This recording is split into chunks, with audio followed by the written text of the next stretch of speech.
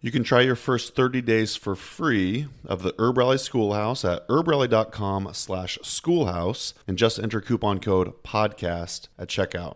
We release epic new video classes each week. We're building a growing library of diverse herbal education in video, audio, and written form, co-created with some of the most experienced and highly esteemed herbalists around. One more time, to learn more, head to herballi.com/schoolhouse. And don't forget to use coupon code podcast at checkout to try your first 30 days for free. A little bit of housekeeping before we get into the show. The content in this podcast is for educational and entertainment purposes only. It is not intended to cure, diagnose, treat, or prevent any disease. This information has not been evaluated by the Food and Drug Administration. We are not doctors, nor do we play one on the internet. Please seek advice from a qualified healthcare professional. Okay, MC Calico, take it away. Yeah. Smoking herbal blends. We need some Mullen and some Kush, my brethren. While listening to HerbRally podcast again. Herbalism at its finest with Mason Hutchinson. Yeah. All right. Well, hey, everybody. Welcome back to yet another episode of the Herbalist Hour. You're joining me here live from the back of my truck in Eugene, Oregon. And today's guest is Athena Wolf. And Athena's an herbalist, of course, and I'm excited to get to know her a little bit better. So welcome to the show, Athena. Thank you very much, and I appreciate this opportunity to speak with you and your audience. Of course, yeah. No, I'm excited to hear more about some of your early influences, some of your early teachers, and just to get to know you a little bit better. So yeah, so let's kind of start things off by, how did you get introduced into the healing world of plants, and how did you become an herbalist? Well, I think part of it is when I was a child, I always asked questions, why and how. And I would have liked to become a physicist, but my math skills are not up to par. I began studying Western herbalism when I was in my teens. When I was 18, I married and we bought 20 acres of land in Ohio, where I found bloodroot, sassafras, ginseng, and many other herbs. And I invited other people to tour this wonderful piece of untouched forest. And I think that might have been the beginning of my career as an herbalist. We joined an ashram when I was 19, and I began doing Kundalini yoga for 4 or 5 hours a day and studying Ayurveda. As you may know, Ayurveda is a very complex and sophisticated healing system. So I spent years, and that's typical, coming to understand the philosophy of it before approaching the therapies. A couple of weeks before the birth of our 4th child, their father took off. So I had to do something more lucrative to support the 5 of us. And actually, I had to do a lot just to keep the electricity and water on, because I was almost always paid less than the men who were doing the same job that I did. You know, I actually asked my boss at a radio station where I was working why he did that. And he said, that's because men have a family to support. And I told him, you know, I'm a single mother supporting 4 children. And he just shrugged his shoulders. Wow. So this is something I think many women, whether they're herbalists or not, encounter to this day. So I tried to have one job where I could take my children with me, as I was working 60 to 80 hours a week to support us all. And I began putting myself through college.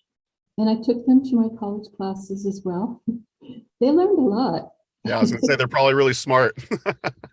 Yeah. So while I supported us as a technical writer, safety trainer at a national laboratory, and also the liaison officer for State Department, I continued my studies in Ayurveda for 26 years. And it's been 50 years now. I'll be 70 in Cinco de Mayo. And I'm still learning, although I am currently writing an encyclopedic book on Ayurvedic therapies, because I feel that that's something that most people don't address.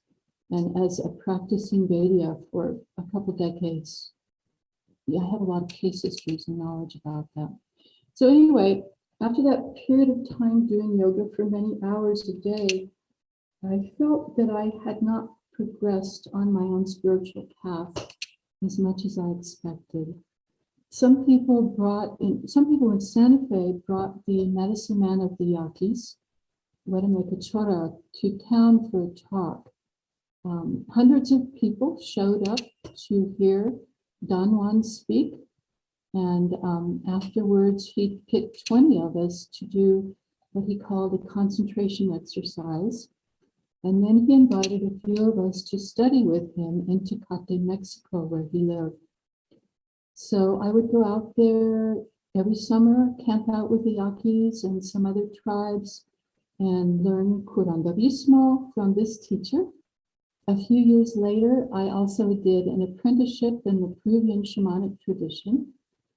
And I've been working full-time at my healing practice, using the wisdom of these ancient traditions for about 18 years now. 9 years ago, I started La Escuela de Curanderismo, which quickly became an international school for healers. I still teach that 6 days at a time. So that's some background, I think, of how I became and who yeah. What my influences have been. Sure. So I'm curious, you said you're writing this book. Is this going to be your first book then? Yes, it is. That's awesome. So are you getting this published? Are you working with a publisher? Are you self-publishing this, or? I will not self-publish, no. Okay. It's going. I actually wrote another book. My husband wanted me to write an autobiography, and I found a publisher right away. I really didn't want to write an autobiography. I didn't feel like, nobody knows who I am, and no one's interested in. Anyway, the whole book disappeared off the hard drive, and I had to tell the publisher that I didn't have it anymore. And we even sent the hard drive to the East Coast to have it analyzed, and they couldn't bring it back. So yeah, that's not technically a book. I doubt that I'll have a problem finding a publisher. I'm a good writer, and this is knowledge that I think a lot of people want. I'm concerned right now with just writing the whole big thing. I'm not worried about publishing it.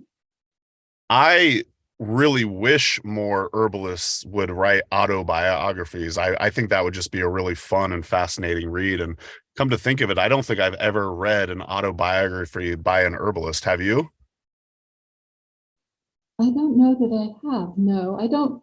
Actually, I don't tend to read autobiographies or fiction. I have a background in science, and I tend to only read nonfiction. So that's why this is a passion of mine, to write this manual on Ayurvedic therapies that no one has done, and the whole therapies, not just the herbs, because Ayurveda is a multi-therapy approach to healing, unlike Western herbalism.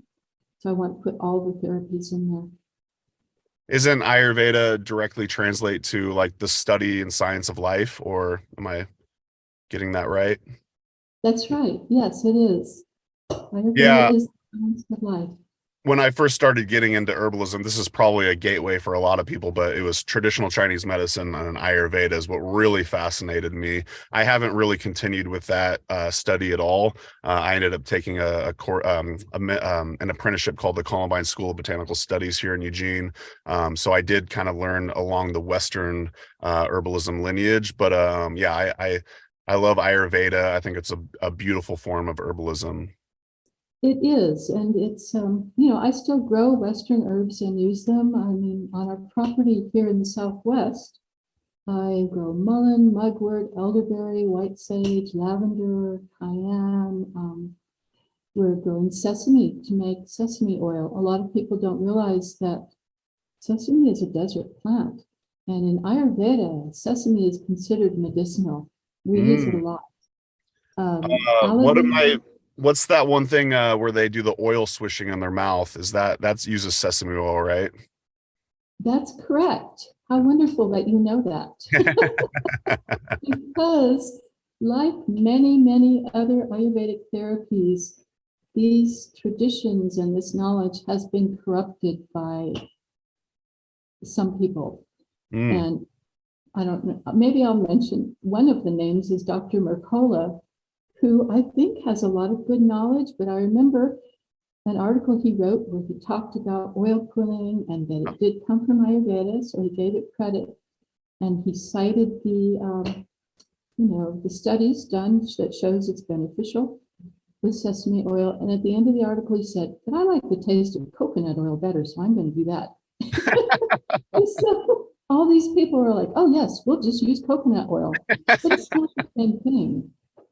Sesame oil is very good at eliminating bacteria and better than coconut oil, although coconut oil does somewhat. Anyway, that's not an herb, but that's one of the considered Western herbs that I grow, and it's actually comes from the Middle East and India. Well, I don't know if I caught it, but where are you living nowadays? We are in New Mexico, right next to the Gila Wilderness. We were actually going to be stopping by. You probably are aware of Wolf and Kiva Hardin. They live in the Gila area. It did not work out because with the 30-foot RV, we were going to have to like cross all these rivers, and it's pretty wild out there, I hear. But one of these days, I'd like to check out the Gila National Forest. Going back to the whole sesame versus coconut oil, I haven't heard the name it's Mercola, right? Yeah, I remember when I was first getting into nutrition, I would see his videos all the time and that thing, but I haven't heard his name in a long time. But I'm not a scientist or a chemist or, like you're a scientist, but you're right. The nutritional profile is like way different. I think isn't like coconut oil like a saturated fat or higher in saturated fat, whereas sesame seed oil is probably not. It's probably just a totally different chemical makeup. So to expect it to do the same thing with the oil pulling, that's just funny. Well, they're both helpful. Sesame oil is better. I guess as a Vediya, I want to stick to the tradition as it was handed down to me. And there are other traditions that people have taken from and benefited with. Some of those that haven't been beneficial to people because they don't have the training as a Vediya is Shirodhara. I would say never get Shirodhara from a naturopath. And a lot of naturopaths have tried to adopt these different Ayurvedic therapies because they are so powerful.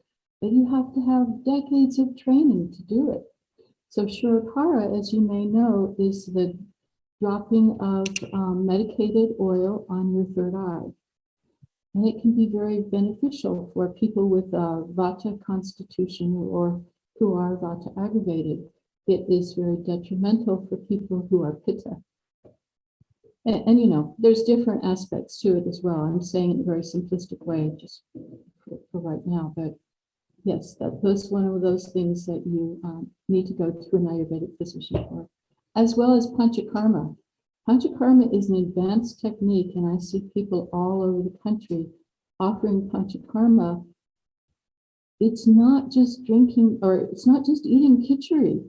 That's not what Panchakarma is. And there's nothing wrong with eating khichdi, but it's not a cleansing therapy. There's a lot to Panchakarma, and it's based on each person's individual prakriti or constitution and vakriti or current condition. That's a new term for me, but I have made my fair share of khichdi in my day. Khichdi is very healthy and it's easy on your digestion. Sure. Yeah, I wanted to ask you about this 4-hour class that you have called Healing Ourselves as We Age, and you utilize Ayurveda and the Herbalist. Am I saying that correctly? Yes, yeah. And yeah, obviously we don't have 4 hours, but I just kind of, you've obviously aged very gracefully. Happy almost birthday to you. The big 7-0, that's exciting. But I was just curious if you could kind of pull from those two traditions that you that you've studied, and just kind of give us maybe some tips and tricks on how to also age gracefully. Well, I have to say that I am not teaching any more workshops Okay. to start with, but I will talk to you about it and what I used to teach. Sure. With my own healing practice, 40 or 60 hours a week, the School for Healers, and then I'm a director of a nonprofit. I just said that's enough. Fair. Yeah, I'm trying to work less and less. Some of the things that I covered in this workshop was how to deal with arthritis and the difference between osteoarthritis and rheumatoid arthritis. And there's a lot of different opinions about this, and I think that there are probably many ways to heal from this, even as there are many ways to heal from cancer. One of the ways that I recommend for people with osteoarthritis is drinking golden milk. This is an Ayurvedic recipe for the best medicinal use of turmeric that one of my teachers brought to this country in 1972. I have it on my website under recipes, so that people can just read it and make your own. Organic turmeric is not difficult to come by. The original recipe calls for piper longum, which we know as pipali. But I think that black pepper or piper nigrum works probably almost as well. And you can add spices to it. If you have high blood pressure, you can add nutmeg. You can add cardamom and cinnamon and honey after it's cooked. So that's what turmeric does when it's used in this way, is it increases the synovial fluid in your joints. And osteoporosis, of course, that is the problem, that the bones are just rubbing against each other with not enough fluid. Unfortunately, when I was in the ashram, well, I don't know if it's unfortunate. It would have happened anyway. A lot of researchers were coming to us from universities and asking us for these recipes and not understanding that what researchers do is they work for big pharma. They isolate the most potent part of a plant, synthesize it, and patent the process. So this is where curcumin comes from. Curcumin is made with toxic solvents. It is not as effective as this inexpensive, beautiful, innocent turmeric root. And I know that as a fact because I've treated many people who were taking curcumin, people with breast cancer, for instance, and they found that the golden milk actually reduced their pain and helped them in other ways as well. So I'm going off on a tangent with that. I love hearing that. And just to chime in real quick, we have a course called The Art of Frugal Nutrition where we try to help teach people how to eat nutritious foods on a budget. And my friend Bevan Clare taught the Spice Apothecary module, where she talked about just common kitchen spices. And I want to say that she said that you could get a medicinal dose of turmeric in your diet for like as little as 2 cents a day.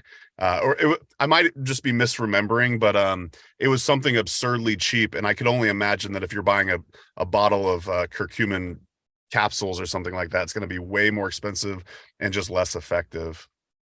That's true. Yeah. Yeah. So I also talk to people in this workshop about heart disease, Alzheimer's, rheumatoid arthritis, enlarged prostate, and hormone imbalance or hormone balance for women.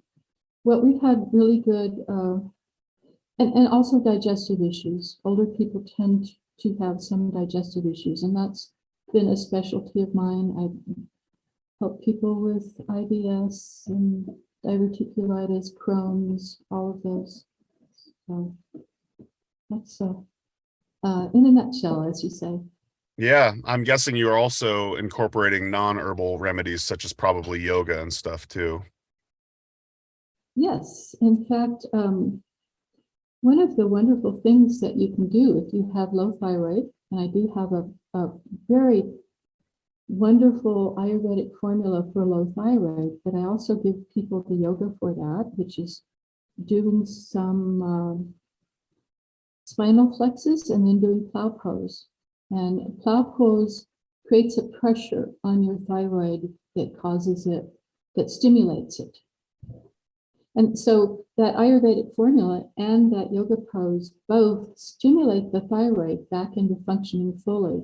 Whereas when you use synthroid, levothyroxine, and desiccated thyroid, that works in a different way. It replaces your thyroid function so that eventually your thyroid gradually atrophies.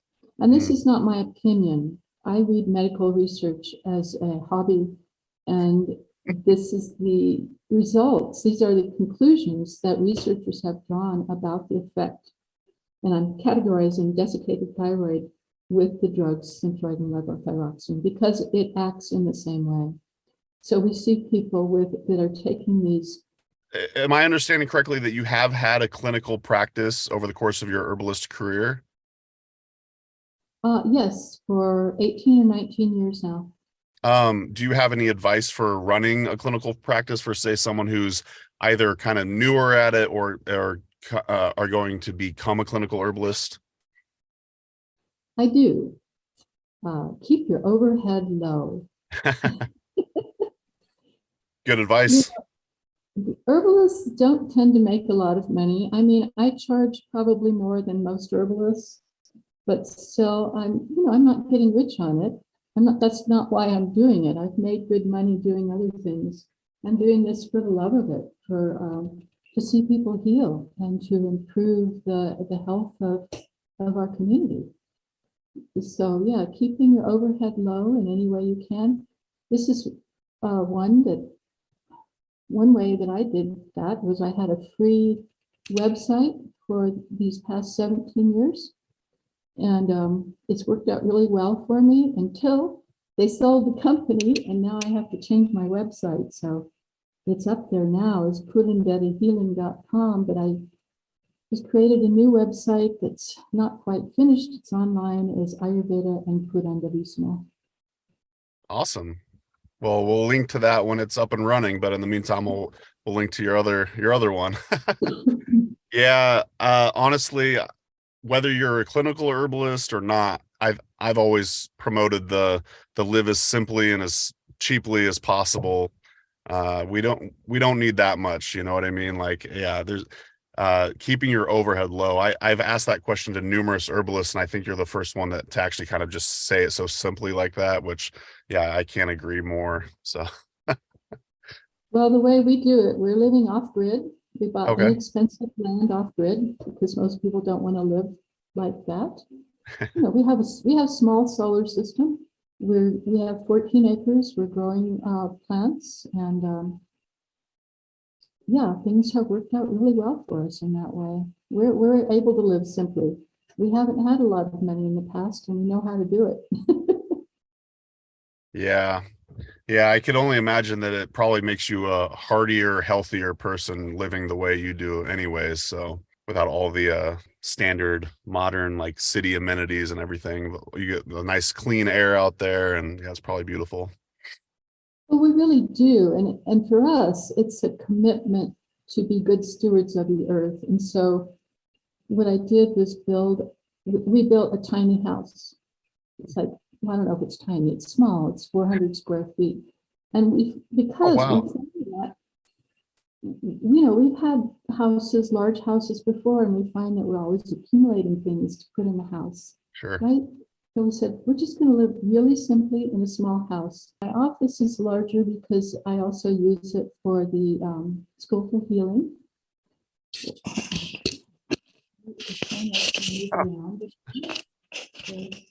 For those just listening, we're getting a virtual tour right now. There you go. There's part of it. There's some other rooms, but it's a lot larger than our home because, it needs to accommodate more people. Sure. Mm-hmm. Hey everyone, it's Mason. Just a quick interruption from the show to let you know about our 13 herbal freebies. If you go to herbrally.com, on the navigation bar at the top of the page, you'll see a button that says Freebies. Just click there and you'll sign up for our email newsletter. And in exchange, we're offering 13 herbal freebies. That's ebooks, webinars, videos, downloadable audio, and discounts to cool herbal companies. So if you'd like to check out these freebies as well as sign up for our email newsletter, we update you about current events, new monographs, new videos, etc. Just go to herbrally.com and click on the button at the top of the page that simply says freebies. Okay, that's it from me. Now back to the show. Yeah, our house is 950 square feet, which is pretty small. But I looked up the definition of a tiny home, and one person said it's under 1,000 square feet, and I was like, sweet, we got a tiny home, but I guess it just depends on who you ask. Can you tell us about any profound plant experiences that you've had? Sure, I'd be happy to. This is probably the most profound that I had, and this was,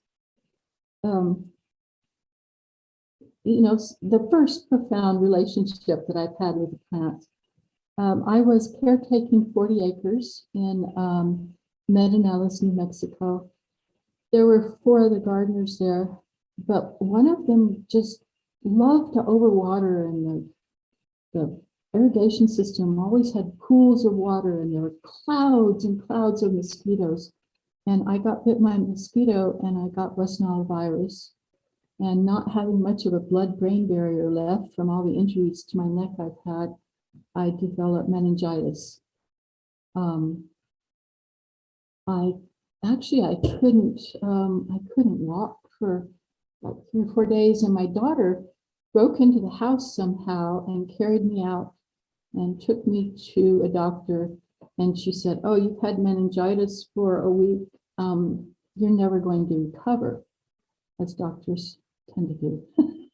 Right. I couldn't walk a straight line. I was still very sick. My brain was very inflamed. And my daughter took me to her house and fed me nettle tea. And then I got better enough that my digestion started working. And she took me back home and walked me up the driveway. And as we did, I heard a little voice that said, "I can help you." And I said, "Gaia, that plant is speaking to me." And my eyes were still blurry. I couldn't see very well. I said, "What is that plant?" And she said, "Oh, Mataji, you know what that is. That's echinacea." And I said, "Yeah." And I picked a leaf and I ate it. And 3 times a day, I would go outside and I ate an echinacea leaf and recovered from viral meningitis. Wow. Which a lot of people don't know, that echinacea will work for viral meningitis, not bacterial meningitis. But that's how I learned. The plant told me. And historically, yes, that is how people have always learned, from plants. Before the advent of Western culture, the plants spoke to us. And since then, other plants have spoken to me, but that was the first time. And I hold that plant in my heart and have gratitude every day that it saved me and other people as well in that way. That's a good reminder. I feel like we could get so distracted by technology and phones and screens, and then we just get so integrated into city life. I notice anytime I go out in the woods or in nature and just kind of release all of that, I do feel a lot more in tune. And it sounds as if you kind of lived your life this way. You're just kind of in tune with nature and with the plants, to the point where you were able to hear it loud and clear, that echinacea was telling you that it could help. That's pretty incredible. Well, in Peru, of course, that is expected as an herbalist, that people would hear the plants and you make an icaro or a song about what the plant has told you. And then you can share that knowledge with others through that. So, and I know that that's true in other herbalist, other shamanic traditions as well, that people understand how to listen to the plants. And it's certainly something that I teach others too, because that's the authentic knowledge when the plant speaks to you. It's pretty cool when you go to an herb conference and you take a class like that, where the whole point is to just go out and they kind of just teach you to sit with the plant, listen to it, see if it's giving you any messages like that. And I remember the first time doing that, it was at the Brighton Bush Herb Conference. And it was actually, I want to say it was with Rosemary Gladstar and Jane Bothwell, and they had us all just kind of sit with plants. And I was like, what am I doing? I'm just kind of for the first time, kind of getting involved in this world. And I'm so glad I did, because it makes a lot more sense to me. I can't say I've had the extreme level of communication that you've had, but knowing that it's possible and that it's real is just, yeah, it's very inspirational to me. And I know that a lot of people have had that experience, but even if you don't, still listening to the plants will give you insight, even if you don't hear the voice. It's a good practice. Listening to the trees. Trees have a lot of wisdom and knowledge. The Maya people called themselves, their name for themselves was the people of the tree. That's beautiful. So, Very cool. Well, what is one of the things that you do daily to practice your craft as an herbalist? what I do daily is pray. I pray for my clients. I give gratitude to spirit and nature, and I balance myself every day before I start. Before I see clients, I open sacred space and I close sacred space afterwards. And these are the energetic practices that allow me to heal people with chronic disease, because that is my specialty, is treating chronic disease, without absorbing people's pain and illness. And from what I've seen, that is that's something that many herbalists lack, is that understanding of how to protect yourself, how to transform the energy, how to send heavy energies away. And that's, I think, a very crucial part for any clinical herbalist, is understanding how to keep yourself in balance, right? Because it is our balance that is our gift to the world. How do you practice creating those boundaries and balance so you're able to better help heal yourself and your clients? Is it through your just daily practice of prayer and that kind of thing, or? It is. It's also, of course, practicing what I teach. So in Ayurveda, there's a diet for each different constitution, and I have benefited a lot from taking that diet on for myself, as I'm Pitta, and the fiery constitution. So yes, that changed my whole personality when I adopted that diet. As far as protecting myself, I think what really helped me was the Peruvian tradition of energy work and the initiations that I had, that I now pass on to others, that strengthen the electromagnetic field in ways that you can control what comes to you and what you absorb and what you don't. And I think a correlation to that is maybe Nikola Tesla, who said that Kundalini yoga is the way to protect yourself from coming times, as well as Dr. Becker, who wrote The Body Electric. And Dr. Becker did a lot of experiments. Being a medical doctor, he did experiments breaking the legs of amphibians, or chopping them off. I think what he did was he chopped them off, the legs and tails, and he developed instruments that would see the electromagnetic field of these little animals and how they grew back according to that imprint of the electromagnetic field. And Dr. Becker said that, I'm getting to what he said. He said that he felt that, well, he did experiments with people who practice yoga as well as different shamans, and he said that people whose own electromagnetic field is very strong are not affected by the shifts in the Earth's electromagnetic field. And of course, many scientists see that the Earth's field, our electromagnetic field, is becoming more chaotic. which is usually an indication of an impending polar shift. And so if you have that strong electromagnetic field, you will be able to maintain your balance and help other people if this shift occurs in our lifetime. Okay.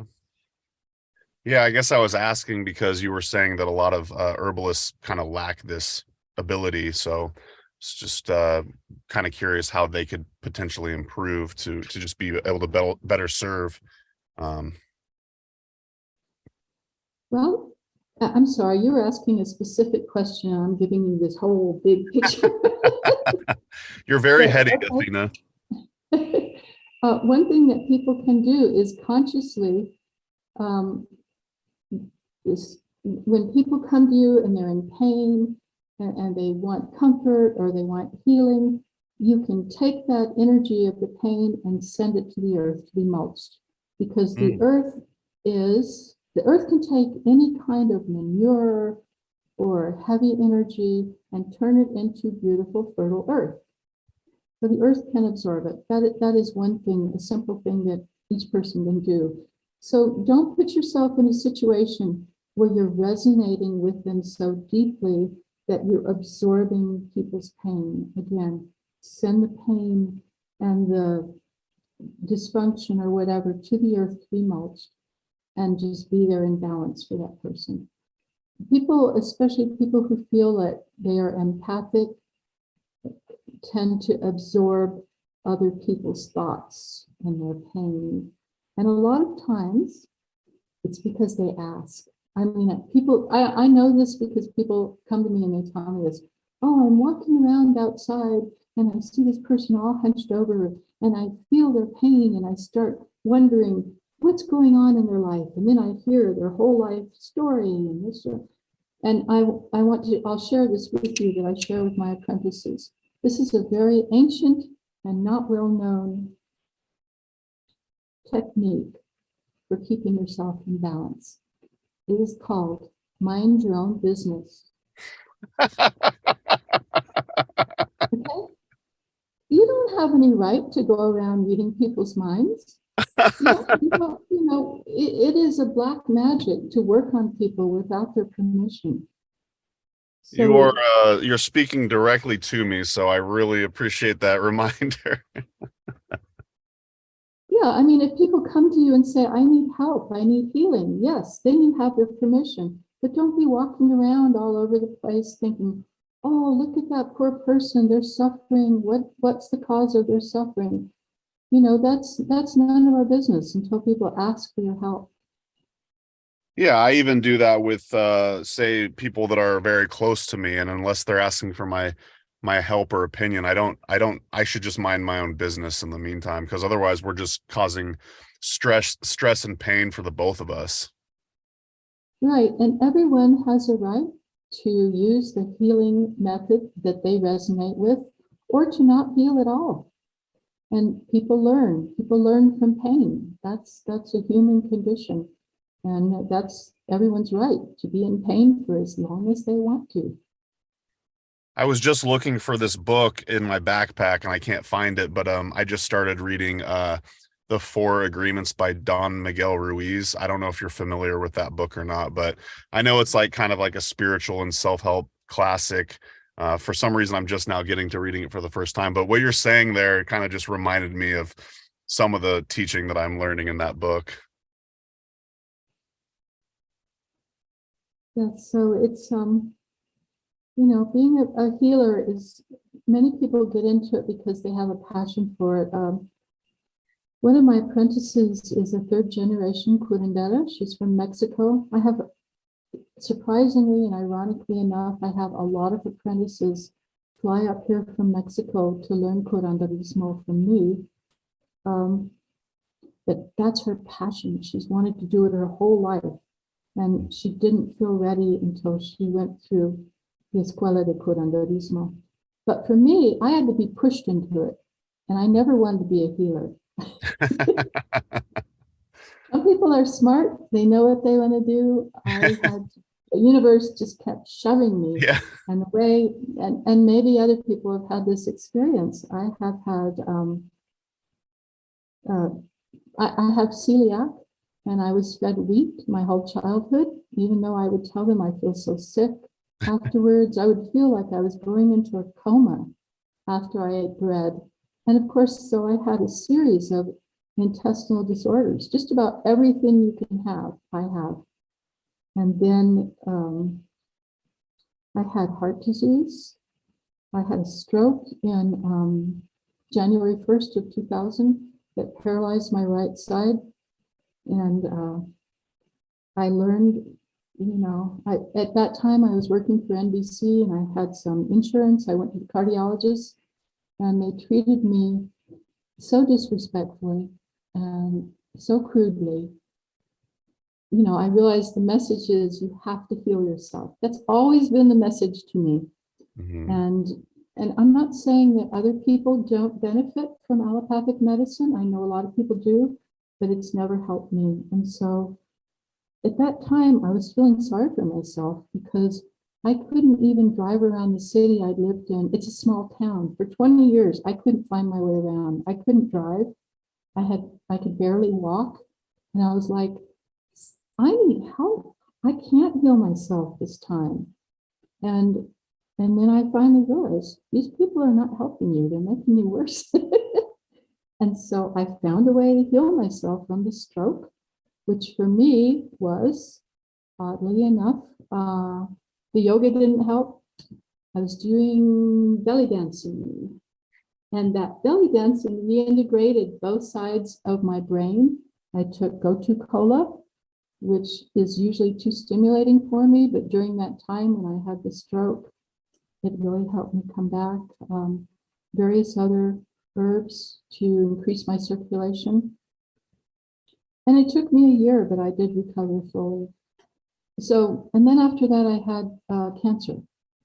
So to me, these are all these pushes, because every time I would get sick, I would say, okay, what's the blessing in this? Yeah. I know that everything around me, I know that the universe is working in my favor. What is the blessing in all of these illnesses I've had? And what I finally realized is the blessing is not only in healing myself, but in sharing those ways that I've healed with others. I love that. You seem like Like a I said, if some people are smart about it, I was pretty dumb. I got pushed into it or I wouldn't have done it.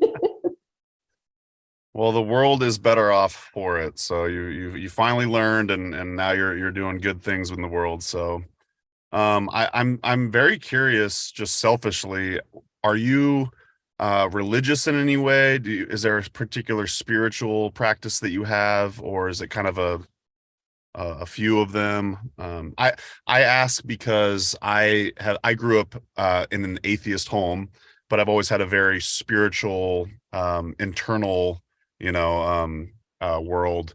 And I've prayed since I was a young as I can remember, like 2 years old, praying to God or the creator. So I've experimented as pre podcast. I was telling you Sikhism. I've been a Christian. I've done all this stuff, and now I'm back to praying, 2 to 3 times a day. But there's no like religion or spiritual practice associated with, other than me trying to speak directly to some sort of creator. And a lot of that has to do with me trying to help raise my self-love and self-worth, because I know that a lot of that, a lot of the way that I treat the world and other people is going to stem from how I treat myself. And I've always really struggled with that. So I've been back to praying again, which has been very helpful for me, but there's no I keep wondering, should I have some sort of spiritual practice or religious practice? And you just seem like a really good person to ask. So kind of with all that thrown at you, I don't know if you have any comments on that. It does sound like wise words to me. How we treat ourselves has a lot to do with our relationship to the divine and to other people. I'm not religious myself. I do treat people of all different religions, and I pray for them with the name of God that they resonate with. I do have a spiritual practice. It has more to do with the practice of curanderismo. It's a nature-based spirituality, and also with Hinduism, which I never was interested in. But I mean, I hesitate to say this, but one day I was sitting and drumming, and I was rattling, and someone came and sat down in front of me, and I said, "Who are you, and are you here for my highest good?" as my teacher told me to do. And he said, "I am Vishnu." And so that has inspired me to study more about, I had to look up who is Vishnu. But I really didn't know. You'd think as a Sikh, I was a Sikh for 26 years, that I would know that, but that Sikhism is a whole different religion. But Sure. yeah, so I've become very interested in Hinduism and practicing it and however I can. Hinduism is a very vast religion, and there's myriad practices, and it's very, Asian in that, the Western religions, it's like either or, like a Bush quote, either you're with us or you're against us. In Asian and Oriental religion, it's both and. I can be like my son's parents-in-law are both Catholic and Buddhist, and there's no problem with that. So there's just a different ways of looking at that.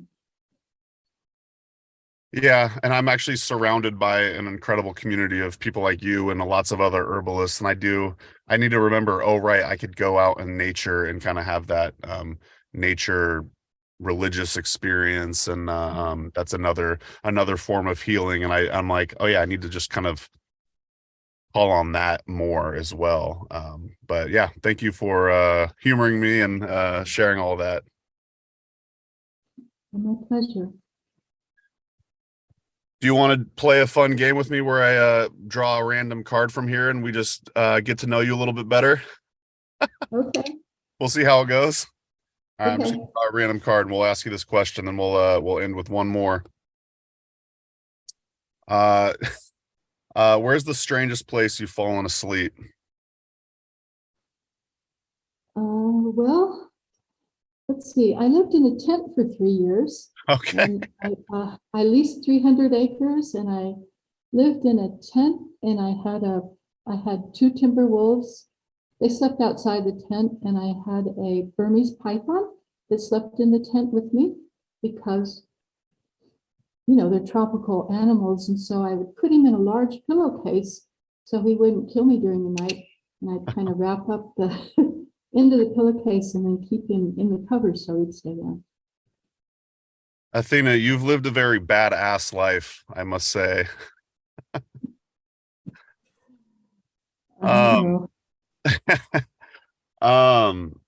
Well, the rules of the game is I have to answer 2, and the first thing that comes to mind is not nearly as cool as yours.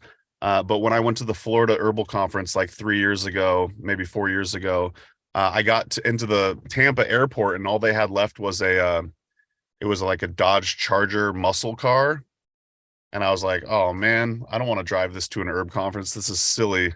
Anyways, one of those nights I was driving back to the airport and I couldn't find a hotel. So I had to drive the Dodge Charger to a Walmart parking lot, and I slept in the trunk of the Dodge Charger. In the trunk? Yeah, because it's like a muscle car, so there's like no space anywhere, and I'm kind of a big guy, so like I had to fold down the back seats, and then I was kind of at an angle, and my head was in the trunk of the car. It was very uncomfortable night, but that's probably the strangest place I've ever slept that I could think of offhand. So yeah, like I said, not as cool as yours, but well, sweet. Let's do one more question, and that is, what is your favorite part of being an herbalist, and why? What keeps you learning and growing? My favorite part is watching people heal, and we've had a lot of successes. I'm so grateful to my teachers and the traditions that have been handed down to me. I love seeing people heal and have the discipline to do it, because it does, as you know, natural healing does take more discipline than doing drugs, surgery, or radiation.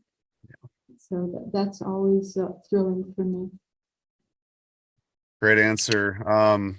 I also want to link to where people could find out more about you. Can you repeat your website, and I'll be sure to put that in the show notes. Yeah, maybe you should put both websites. Okay. Because the other one they said was going away a week ago, and it's surprised every day. We go, is it still there? That is Curandera Healing. It's spelled Curandera healing.com. The new website is Ayurveda and Curanderismo, which is AYURVEDA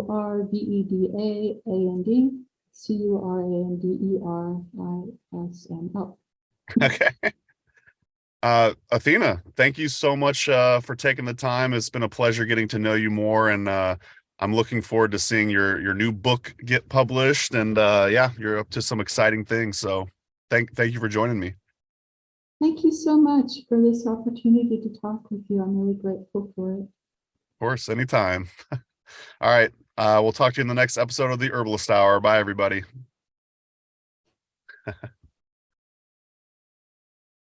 And that's going to do it for today's episode. Thanks so much for listening to the HerbRally podcast. If you'd like to hear more from us here at HerbRally, we now have a text message community, believe it or not. Basically, it's just updates from us. We send about 1 to 7 texts per week, notifying you about new events, videos, courses, podcasts. You get the idea. It's pretty much like our email newsletter, just in text form. So if you'd like to receive text messages from HerbRally, just text JOIN, that's JOIN, to the number 541-256-2895. Again, that's JOIN to number 541-256-2895. And to stop receiving texts, that's easy too. Just text STOP to the same number. It'll opt you out immediately. Okay, thanks again for listening. Have a great rest of your day.